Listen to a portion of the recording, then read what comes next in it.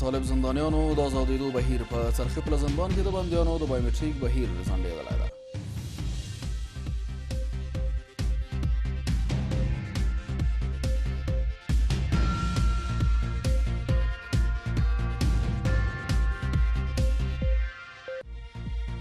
زما برداشت دا ده چې د دغه 15,000 بندیانو د بایومټریک چارې ډېرې پخوا روانې شوې دي، حتی څو میاشتې مخکې. په قوي باور دوی د بایومټریک چارې به پوره شوې وي. په افغانستان کې د استرالیایي ځواکونو د جنګي جنایتونو په اړه غبرګونونه. د بشري حقونو خپلواک کمیسیون وایي په افغانستان کې د بهرنیو ځواکونو جنګي جرایم وڅېړل شي.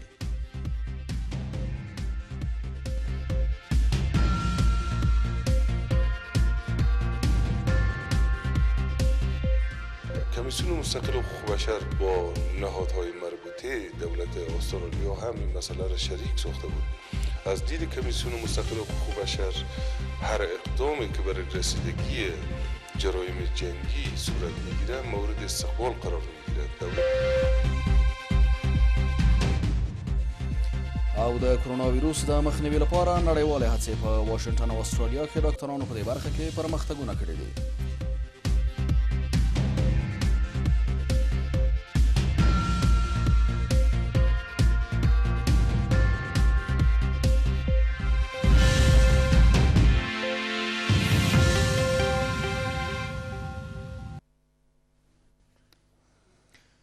سلام، د شپږو بجو خبري ټولګې ته ښه راغلاست.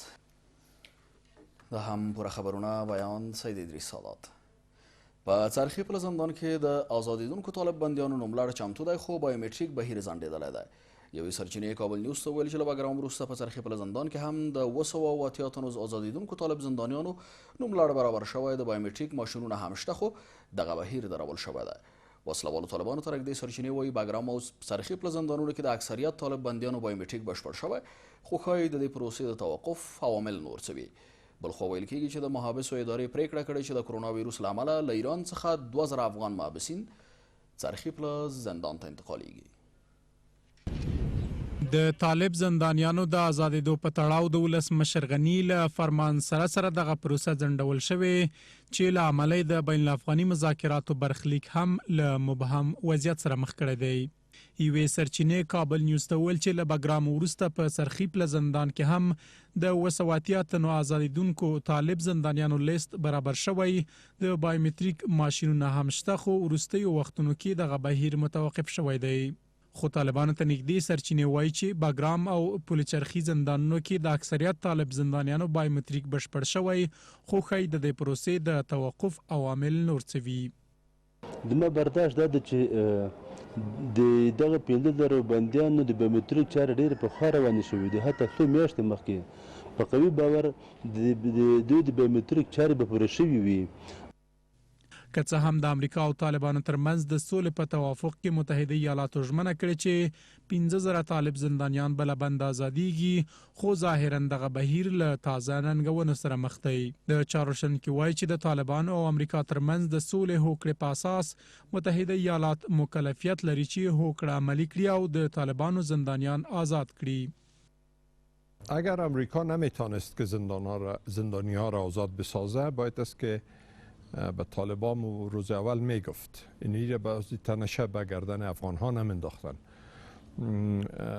آقای جان میلر و آقای خلیلزاد در دویشان به دوحه رفتن و امید است که اینا حامل یک پیغام خوب باشن و یایی که زندانی ها را آزاد کنن که راه گفتگو هرچی زودتر باز شود بین افغان ها و این مشکل حل شود.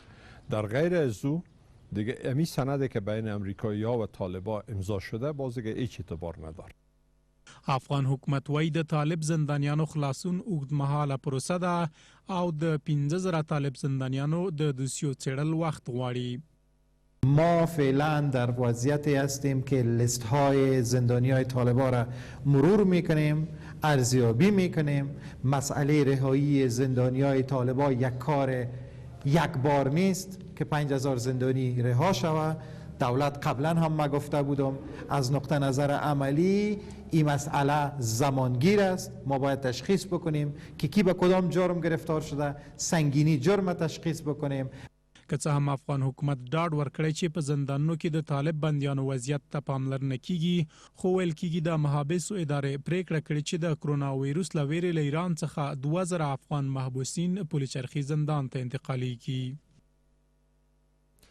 د بشري حقوقو خپلواک کمیسیون په افغانستان کې د استرالیایي او نورو بهرنیو ځواکونو د جنگي جرایمو د څېړنې غوښتنه کوي. یاد کمیسیون او د افغانستان د بشري حقوقو سازمان په افغانستان کې د بهرنیو ځواکونو په ځانګړي ډول د استرالیایي ځواکونو لخوا د بې دفاع ملکي افغانانو پر وژل کېدو غبرګون ښیي او وایي دغو ځواکونو په لوی لاس ملکي افغانان وژلي. دا جنګي جنایتونه دي باید وڅېړل شي. دوی وایي په دې اړه د استرالیا حکومت ته هم شکایت کړی او نیوکه کوي چې افغان حکومت د دې ډول پیښو پر وړاندې چوپتیا غوره کړې. د ملي شورا غړي هم بهرني ځواکونه د بشري حقوقو پر نقض تورنوي او وایي په افغانستان کې د بهرني ځواکونو حضور د جګړې د دوام او بشر ضد جنایتونو لامل شوی دی. د افغانستان د بشري حقوقو خپلواک کمیسیون او د افغانستان د بشري حقوقو سازمان د ABC نیوز وشي راپور چې استرالیایي ځواکونو په افغانستان کې ملکی او بې دفاع کسان وژلي اندېښنه ښودلې. ABC نیوز هغه ویډیو چې استرالیایي ځواکونه په افغانستان کې بې دفاع ملکی کسان وژني خپره کړې او ویلي دي چې دغو ځواکونو په لوی لاس ملکی بې وسلې او بې دفاع خلک په نښه کړي دي او له کوم جرم او څېړنې پرته یې وژلي دي. د افغانستان د بشري حقوقو کمیسیون په افغانستان کې د استرالیایي او نورو بهرنیو ځواکونو له لوري د ترسره شوو جنایتونو د څېړنې غوښتنه کوي او وایي چې دوی په دې تړاو د استرالیا حکومت ته هم شکایت کړی دی. کمیسیون مستقل حقوق بشر با نهادهای مربوطه دولت استرالیا هم این مسئله را شریک ساخته بود. از دید کمیسیون مستقل حقوق بشر هر اقدامی که برای رسیدگی جرایم جنگی صورت میگیره مورد استقبال قرار میگیرد. دولت استرالیا باید این اراده را در خود نشان بده که افراد اونا که در افغانستان مرتکب جرایم جنگی شده باید مورد رسیدگی قانونی قرار بگیره. په ورته وخت کې د افغانستان د بشري حقوقو سازمان وایي نه یوازې استرالیایي ځواکونو بلکې په افغانستان کې د جنگ ټولې ښکېلې خواوې په جنگي جنایتونو کې ښکېلې دي او نیوکه کوي چې افغان حکومت نه دی توانېدلی د داسې قضیو مخه ونیسي او یا یې هم وڅېړي. متاسفانه زمونږ دولتونه او حکومتونه په دې باندې نه دي توانېدلي او په دې کې بېوسه پاتې شوي دي چې همیشه موږ دا مسله غندلې ده. خو دا نه یوازې استرالیایي ځواکونه که په هلمند ته لاړ شو هلته برطانوي ځواکونه. حکومت افغانستان باید در این رابطه دیدگاه می داشت اما متاسفانه ما از طرف حکومت افغانستان شاهد هیچ واکنش در این رابطه نبودیم. په ورته وخت کې د ملي شورا غړي هم بهرني ځواکونه د بشري حقوقو په نقض تورنوي او په افغانستان کې د بهرني ځواکونو حضور د خلکو په زیان بولي. حضور کشورهای خارجی برای کشور ما مصیبت بار. و مخالفین مسلح دولت افغانستان که درگیر جنگ هستند خواهی نخواهی جنایت ضد بشری را انجام دادند. د بشري حقوقو خپلواک کمیسیون او د افغانستان د بشري حقوقو سازمان داسې مهال په افغانستان کې د نړیوالو ځواکونو د جنگي جنایتونو د څېړنو غوښتنه کوي چې تر دې وړاندې هم د استرالیایي ځواکونو د دا ډول جنایتونو په تړاو شکایتونه شوي خو د استرالیا حکومت د ګڼو راپورونو له خپرېدو سره سره د خپلو مجرمو پوځیانو پر وړاندې هیڅ راز اقدام نه دی کړی. افغان حکومت هم تر اوسه په دې تړاو هیڅ غبرګون نه دی ښودلی. واشنگټن د ولسمشر غني او عبدالله ترمنځ د ستونزې د حل لپاره اساسي اقدام نه کوي. ویل کېږي چې عبدالله له دې وضعیته ناراضه دی او اندېښنه لري چې امریکا متحده ایالات ظاهرا د دوی ترمنځ تګ راتګ کوي خو د ستونزې د حل پر ځای وخت ضایع کوي. بلخوا سپید ارماني وایي تر جوړجاړي پورې دوی د ټول شموله حکومت تر چتر لاندې خپلو چارو ته دوام ورکوي. د ملي شورا غړي هم وایي د روان سیاسي بحران اصلي لامل امریکا ده او وایي که رښتیا د اختلافاتو د حل په لټه کې وي ډېر ژر به دغه ستونزه حل کړي. په هممهاله توګه د اشرف غني او عبدالله له لوري د ولسمشرۍ د لوړې مراسمو له ترسره کېدو مخکې او وروسته متحده ایالاتو د دواړو ترمنځ د جوړجاړي هڅې کړي خو تر اوسه کومې نتیجې ته نه دي رسېدلي. یوې سرچینې کابل نیوز ته وویل چې عبدالله د جوړجاړي برخه کې د امریکا له هڅو ناراضه دی او اندېښنه یې ښودله چې امریکا د ستونزې د حل لپاره اساسي اقدام نه کوي. له دې سره سپېدر ماڼۍ وایي چې د افغان سولې لپاره د امریکا ځانګړي استازي د دوی ترمنځ د ستونزې د حل لپاره هڅې روانې دي، خو تر هغه وخت چې دغه جوړجاړي نتیجې ته رسیږي د دوی چارې د همه شمول حکومت تر چتر لاندې پر مخ ځي. زموږ کارونه د ټول شمول دولت روانه ده. موږ هیلهمند یو چې وکولای شو یو ټول شمول چې د ټول افغانستان مشرانو پکې شتون ولري او په هغه کسان چې څو ورځې مخکې سیالۍ درلود موږ سره هغوی هم د دې ټول شمول دولت پکې شتون ولري. دا دولت کارونه روانه ده.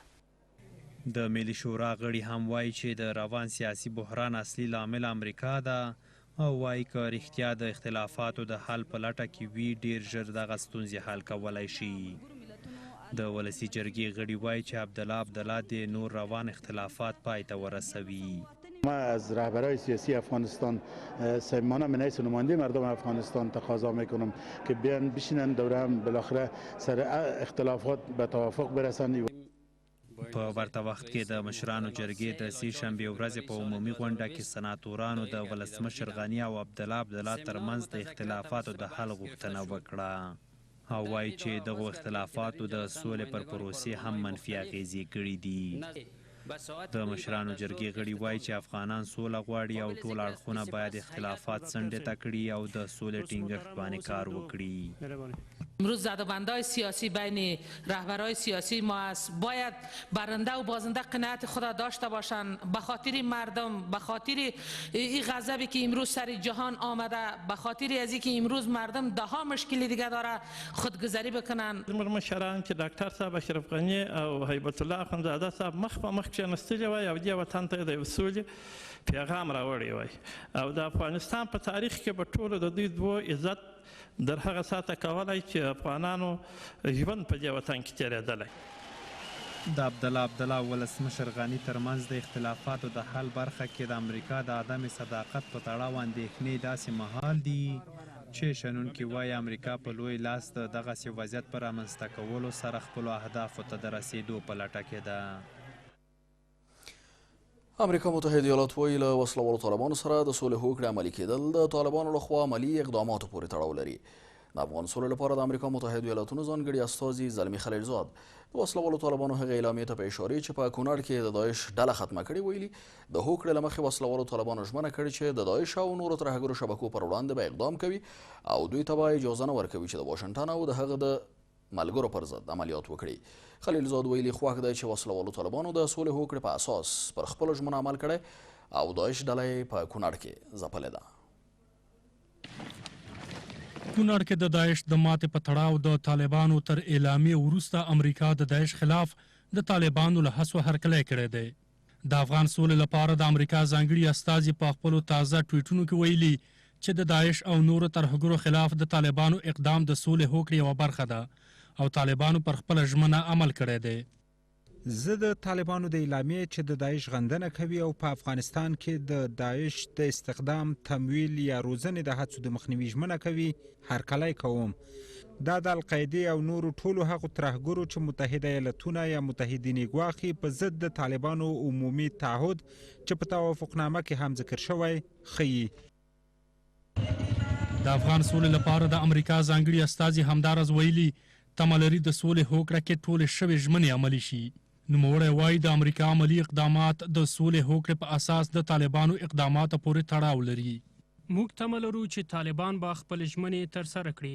زموږ لخوا په موافقتنامه کې د شویو تعهداتو پوره کول به د طالبانو له لوري په ژمنو عمل کولو پورې تړلي وي. د داعش په اړه د طالبانو اعلامیه او په کونړ کې د ترهګرو پر وړاندې د هغوی وروستي عملیات مثبت اقدامات دي. د داعش خلاف د طالبانو د اقداماتو په تړاو د امریکا خوشبیني داسې مهال ده چې د طالبانو او امریکا ترمنځ د سولې هوکړې په اساس ټاکل شوې تر بین الافغاني مذاکراتو مخکې د طالبانو 15,000 بندیان آزاد شي. خو ظاهرا لیدل کیږي چې د طالب بندیانو د آزادولو بهیر ځنډول کیږي. عامه روغتیا وزارت وایي په تیرو 24 ساعتونو کې د کووید-19 یا کرونا ویروس یوه بله مثبته پیښه هم ثبت شوې ده. یاد وزارت وایي په هرات ولایت کې د کرونا ویروس 18 شکمن کسان چې 13 ورځ له روغتون څخه تښتېدلي ول په ډله کې هغه کس هم دی چې پر دې ویروس اخته دی. نوموړی وایي دغه کس چې له دایکنډي ولایت څخه دی 13 ورځ له روغتون څخه د تښتېدلو کسانو په ډله کې و او تر اوسه روښانه نه ده چې چېرته دی. مسؤلین وایي امنیتي ځواکونو ته یې پر کرونا ویروس د اخته کس جزئیات ورکړي او هیله ده چې ژر تر ژره دوی ته وسپاري. دیروز واقعی که رخ داد که متاسفانه 38 تن از هموطنان ما که مشکوک بودن به ویروس کرونا، اینا بعد از مشاجرهایی که صورت گرفته و پایوازایشان آمده بودن از شفاخانه متواری شدن و شامش یک تن از هموطنان ما تستایش که شد تستش مثبت بود که متاسفانه طال هم چون او از ولایت دایکنډي بود زمانی که از مرز عبور کرده بود اعراض و علائم کووید-19 را داشت و در بخش تجدید تحت مراقبت قرار داشت که شماره و تصویرش و اسم و ولدش به پلیس داده شده. امیدوار هستم که یکی خودش به هر ولایتی که هست مراجعه بکنه. په کابل او ولایتونو کې د لومړنیو توکو بیو له لوړېدو هیوادوال اندېښمن کړي. که څه هم چارواکي ډاډ ورکوي چې د توکو بیې کنټرول کړي، خو یو شمېر هیوادوال لا هم د بیو له لوړوالي سر ټکوي. په ورته وخت کې ولسمشر غني د یو ویډیویي پیغام له لارې هیوادوالو ته ډاډ ورکړی چې افغانستان د خوراکي توکو له کمښت سره مخ نه دی او خلک باید په شایعاتو باور ونه کړي. عبدالله هم پر احتکار کوونکو د نیوکې ترڅنګ وایي په دغو سختو شرایطو کې اړتیا ده چې د وطن پالنې روحیې له مخې هیوادوال سره یو شي. په پلازمینه کابل او ولایتونو کې د لومړنیو توکو د بیو د لوړېدو له کبله د هیوادوالو اندېښنې زیاتې شوي او له حکومت څخه د جدي پاملرنې غوښتنه کوي. په کابل ښار کې یو شمېر مدني فعالان راټول شوي او د خوراکي توکو د بیو لوړېدا د آزاد بازار نتیجه بولي. دوی وایي په آزاد بازار کې د تقاضا او عرضې په اساس د توکو بیې ټاکل چې د دوی په وینا د حکومت جدي پاملرنې ته اړتیا ده. اساسا نظام حاکم یکی از اساساتش بازار آزاد است. بازار آزاد به هیچ عنوان نمیتونه قیمت نرخ کنترل بکنه، چون اساسش از هیچ وقت کنترل کرده نمیتونه. تافتن مردم به مراکز فروش مواد خوراکی و بلند رفتن نرخ مواد خوراکی در چند ساعت بعد از شایع شدن گسترش مرض کرونا در افغانستان ناشی از اقتصاد لجام گسسته بازار آزاد، عدم اعتماد مردم به توانایی حکومت در کنترل وضعیت و شرایط نامعقول سیاسی کنونی در کشور است. په ورته وخت کې یو شمېر کابل ښاریان له دغه وضعیت څخه سر ټکوي او وایي چې خلک د دې وس نه لري په دومره لوړه بیه توکي وپیري. باید همین کسایی که آورده فروختن دیکنایشان رو باید لوکمور میکرد. امروز از اینا پاسخواست میکرد، پرسان میکرد. شهر چور است. پرون وړه تر 2000 روپۍ ول او نن په 1200 روپۍ باندې وړه دي. علت دا و د خلکو هجوم یو په یو ډیر سو او تقاضا د بازار ډیر سو، وړه بازار کې کم سو، یو په یو نرخونه جګ سول. په ولایتونو کې که څه هم حکومت خلکو ته ډاډ ورکوي چې په لوړه بیه توکي وانخلي، خو سره له دې هم خلک سر ټکوي. تمام دکاندار سرغړونو کو د ښاري کمیسیون لخوا دکان مرلات او مال لیلامې کې بیا د شکایت حق نه لري. پرون 300 خرڅېده، 1900 پرون سبا یې ووړه، مازدیګر کې 300 ته رسېدلي وو، سبا یې نن هم 2000 وو. دا ظلم ده، دې ته غریبانان وسه نه کېږي. ولسمشر غني هم په یوه ویډیویي پیغام کې هیوادوالو ته ډاډ ورکړی چې افغانستان د خوراکي توکو له کمښت سره نه دی مخ شوی. عبدالله هم ویلي چې په دغو سختو شرایطو کې اړتیا ده چې د وطن پالنې روحیې له مخې هیوادوال سره یو شي. کشور ما دچار هیچ نوع کمبود مواد اولیه نیست. لطفاً به شایعات باور نکنید. این شایعات از جانب محتکرین و شمار از جلابان به خاطر منفعت‌جویی غیر مشروع پخش می‌گردد. با این هم به خاطر ایجاد ثبات در مارکت من امروز امر توزیع 24,000 تن گندم را از ذخایر استراتژیک دولتی و قشر آسیب پذیر صادر کردم. مهمترین مسئله است که همه هموطنان ما بفهمند که دولت یک طرف مسئله است، حکومت یک طرف قضیه است. همه بدانند که همه با هم داری دست به دست هم دادیم و در مقابله با این بحران با هم هستیم. په ورته مهال کورنیو چارو وزارت وایي چې ټولو امنیتي منصبینو ته یې سپارښتنه کړې څو احتکار کوونکو پر وړاندې جدي اقدامات وکړي. وزارت امور داخله به همه منصوبین پلیس هدایت داده است تا با آن از افرادی که دست به احتکار میزنند نظر به شکایت مردم و به اساس قانون همراهشان برخورد شود. در این حال امروز تیم‌های کشفی ما در بازارها کار خود در این بخش آغاز کردند و در روزهای آینده به تلاش‌های خود ادامه میدن. د کرونا وایروس له ویرې د لومړنیو توکو بیو لوړېدا له کبله خلک داسې مهال اندېښمن دي چې حکومت یې د کنټرول خبر ورکوي. د کرونا وایروس او له دې ویرې چې ګنې له نورو هیوادونو سره به ټولې لارې وتړل شي، په پلازمینه کابل او یو شمېر نورو ولایتونو کې د توکو بیې لوړې شوي دي. افغان حکومت ډاډ ورکوي چې د توکو بیې کنټرول کړي او له هغو کسانو او احتکار کوونکو سره چې په لوړ قیمت مواد پلوري قانوني چلند کیږي. اما هیوادوال وایي خدای خبر د کرونا وایروس په هیواد کې دومره خپور شي او کنه، اما د توکو د بیو لوړوالی به ډېرې ستونزې را پیدا کړي. منصور نکمل، کابل نیوز. نن د کب 28مه د خبریال ورځ سره برابره ده. په داسې حال کې چې دغه ورځ هر کال په افغانستان کې نمانځل کیږي، خو د افغانستان د خبریالانو مرکز د موندنو له مخې سږ کال د خبریالانو پر وړاندې تاوتریخوالی 21 سلنه زیات شوی ده. له دې سره په ورته وخت کې د ولسمشر دویم مرستیال سرور دانش د خبریالانو له حقونو پر دفاع ټینګار کوي او وایي د سولې په خبرو کې به د دوی حقونه نه ضایع کیږي. د هوتې 28مه نیټه د خبریالانو ورځ. افغانستان کې داسې مهال د خبریالانو له ورځې نمانځنه کیږي چې افغان خبریالان له ګڼو ستونزو سره مخ دي. متاسفانه یک برداشتی غیر واقعی صورت گرفته در زمینه مصاحبه و دسترسی به اطلاعات به صورت کتبی.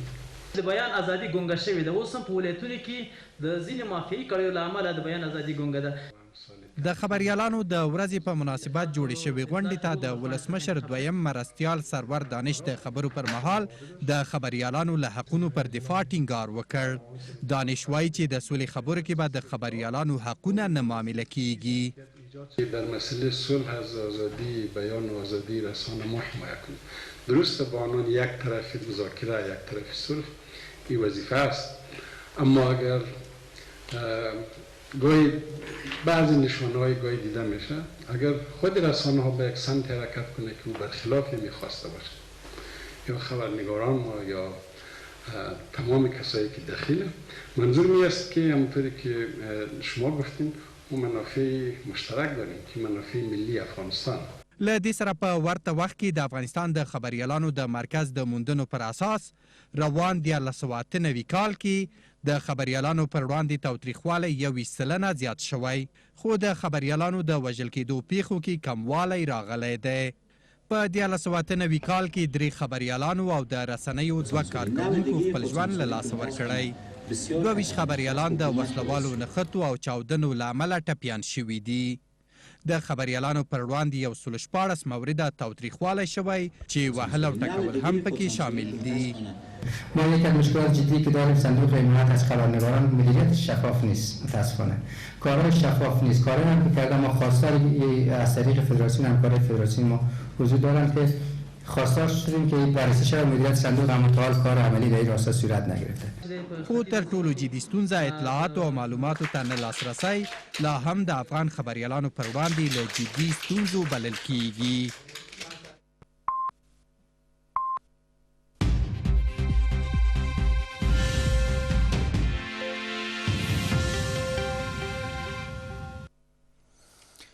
بیا هم ښه راغلاست او د هم څو بهرني خبرونه. د نړۍ په کچه د کرونا ویروس له چټکې خپرېدو سره هم مهاله د دې ویروس لپاره د واکسینونو او درملو د جوړېدو هڅې هم په همدې چټکۍ سره روانې دي. په دې لړ کې تازه استرالي متخصصینو اعلان کړی چې د کرونا ویروس پر وړاندې د بدن د دفاعي سیستم د غبرګون څرنګوالی معلوم کړی دی. شاوخوا 10 څېړونکو له 4 اونیو پرله پسې هڅو وروسته معلومه کړې چې د انسان بدن د کرونا ویروس پر وړاندې د انفلونزا د عادي بڼې په څېر غبرګون ښیي او هماغه ډول ډکېږي. تر دې یوه ورځ وړاندې په امریکا متحدو ایالتونو کې څېړونکو ویلي ول چې د کرونا ویروس ضد لومړنی ازمایښتي واکسین یې د جینیفر هالر په نوم یوې رضاکارې ته تطبیق کړی دی. کووډ-19 تر دې دمه د نړۍ په کچه 7500 کسان وژلي او 184,400 نور پرې اخته دي.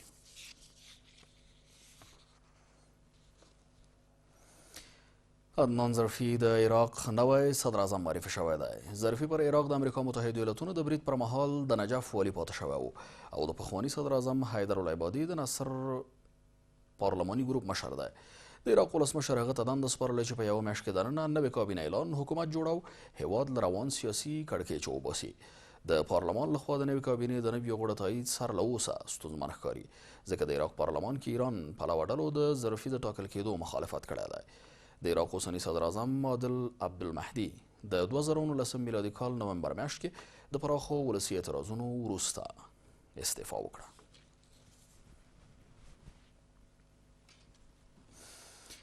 اوسنۍ خبري ټولګه مې په همدې ځای پای ته رسیږي. له ملتیا مننه کوم. تر بیا د خدای په امان.